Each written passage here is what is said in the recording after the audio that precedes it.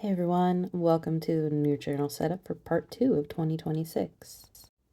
For part 2 of 2026, I've picked this light blue journal that I got from the Art Journal subscription box. I think it was the Beauty Between, but I'm just going to glue down the first and last pages. You know, those ones that kind of stick to the front and back of the journal? Yeah, those two. Then I'm going to use the same font that I used for my first journal for 2026 to set up my 2026 part 2 cover page. This is the Sam Thing font on FontSpace.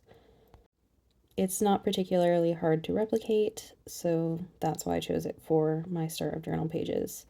I'm also going to be adding a goals page and a savings page because one of my goals for this year is to increase my savings. So I'm going to be adding a cute little savings tracker on this page later. One of my other goals for this year is to print some memories from photos.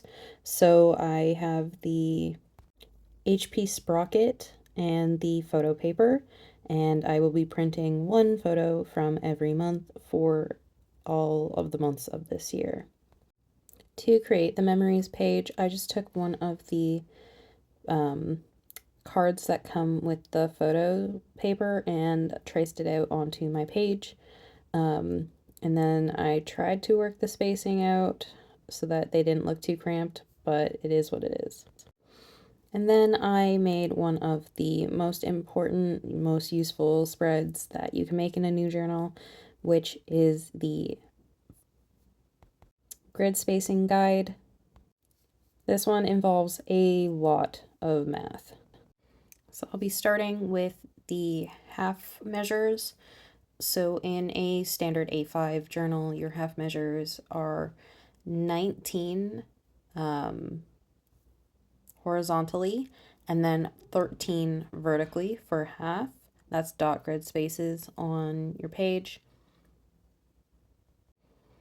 Next, you would probably go with thirds. Thirds are 8 dot grid spaces with 2 remainder. I like my remainders to be on the outsides of the pages.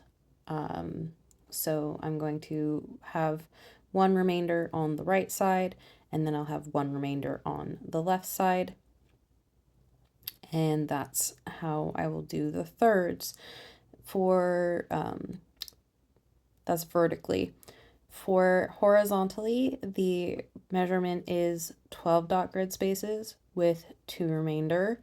And we're going to do those at the top and bottom of the pages respectively.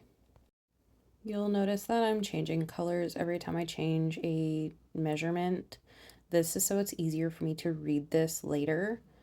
It just makes it really easy to figure out what those measurements will look like on the page. Once that final stroke is down, I will move on to doing the quarters. So the quarters are 6 dot grid spaces with 2 remainder for the vertical lines, and for the horizontal lines, they are 9 dot grid spaces with 2 remainder. Again, the remainders are on the outsides of the page. And since it is getting a little crowded on my page, each of the quarters is going to be a dotted line, so that's easier to differentiate the quarters from the other solid lines that I've done. So I'll just quickly go through that now on camera for you guys. As you can see, lots of counting, lots of dotted lines. And then the final dot grid I need to put on this page is for my meals spreads. So each of the meal spreads is 5 dot grid spaces tall, and then there are a couple of columns after that.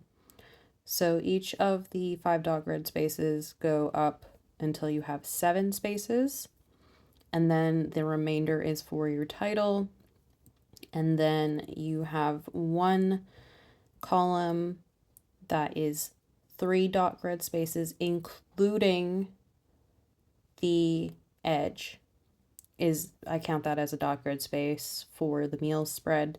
It just works out better for spacing. After that, I still need to figure out what's going to look good. As you guys probably know, I've been using a square journal for the start of 2026, so getting back into an A5 journal is going to be a bit different, especially since all my spreads are now condensed again. I'm not complaining. We love A5 journal. It's just we are used to much more space. But the 3 dotted space column on the meal spread is for the day heading and the date. So that one is kind of important. It never changes. I think in my old journal, it was like 10 dot red spaces for each of the like 3 meals that I have after that. I cannot remember off the top of my head. I will go back and check later. But for now, we just have the one column in the back. That's really all we're gonna do. And now it's time for decoration. I like my start journal pages to match, so I'm trying to replicate what I did for the start journal pages for my original journal for this year. As you guys can see in the top left hand corner there, that's the starter journal pages for the first half of 2026. And I'm running out of these black flower stickers, so I'm gonna have to get a little bit creative and split this one in half so that I still have some of it on each of the pages. It doesn't matter so much on the memories page. Almost all the decorations on this page are going to be covered up by photos, but I don't like staring at blank paper until that happens, so I'm adding a bunch of decoration to this page with the washi and the splattery inky gold stickers that I have here. Some of this will peek through afterwards, but that's really all there is to my new startup journal setup for part 2 of 2026.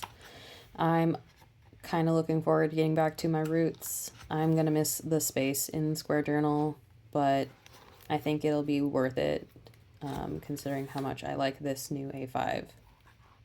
Thank you guys for watching.